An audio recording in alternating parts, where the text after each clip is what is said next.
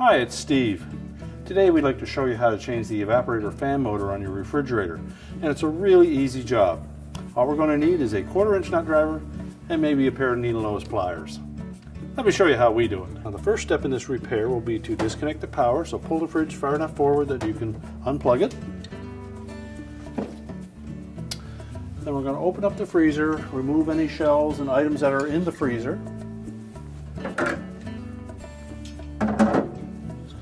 Some models are some plastic rivets that hold the freezer floor to the front, and those will usually pry out just using your fingers.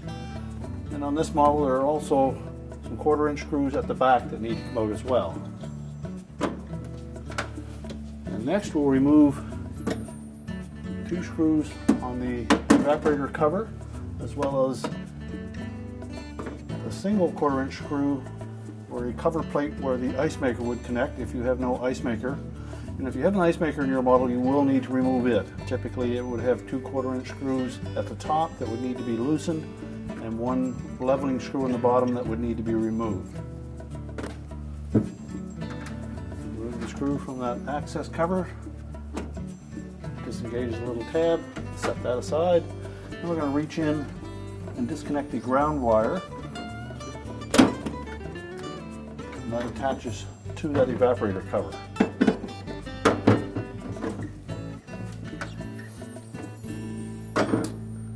So next we can lift the freezer floor out and just set it aside.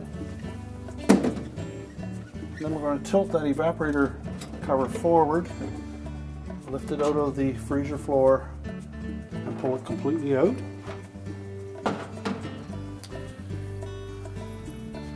Next, we'll need to remove 2 mounting screws for the evaporator fan motor bracket.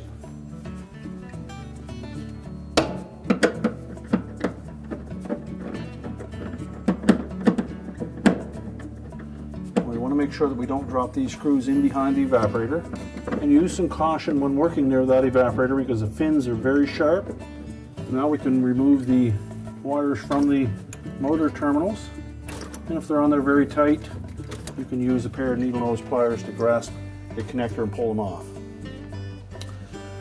We'll then take that motor assembly and we're going to set it on a suitable work surface where we can change it out.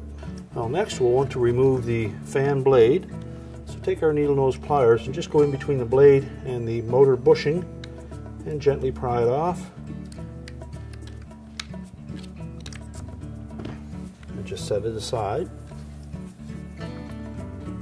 Now next we're going to remove these 2 1/4-inch hex head screws, and we'll lift that front motor bracket away from the motor, slide the motor away from the rear bracket. We want to make sure that the little rubber bushing stays on the bracket. If the bushing stayed on the old motor, we'll need to remove them and insert them into the brackets. We can then discard the old motor. Take the new motor, and we're going to line that up so that the terminals are facing up. We'll fit it into that rear bushing. And those act as a vibration isolator to keep vibrations from emanating through the refrigerator. We'll slide the front bracket on, line up the 2 hex head screws, make sure they're nice and tight.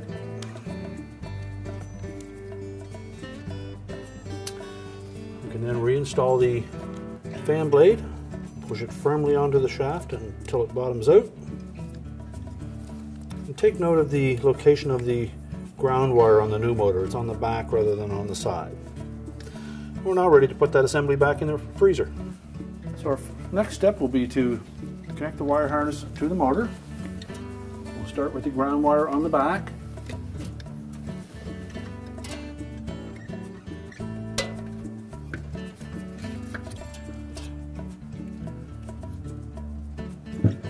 And then the 2 larger wires on the top motor terminals.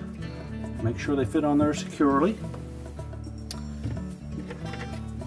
Then next we'll mount that bracket to the back wall using those 1/4-inch screws. Again, make sure that we don't drop them down in behind the evaporator.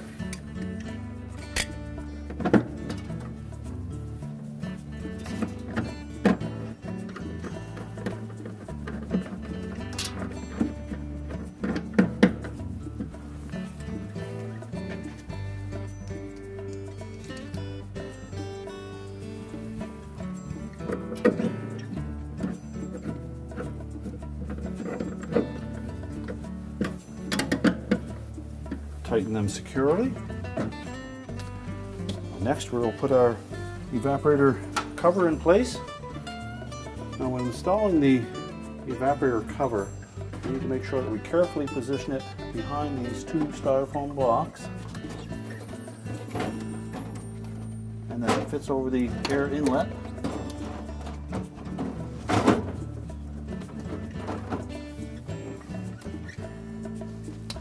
So next, we'll install the two screws at the back. We'll reach back and secure that ground connector to the metal tab on that evaporator cover. Then we'll install the little access cover. Insert the little tab first, and rotate it around.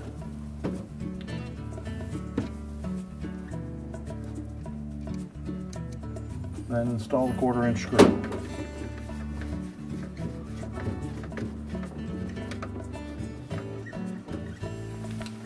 Next, we'll install the freezer floor.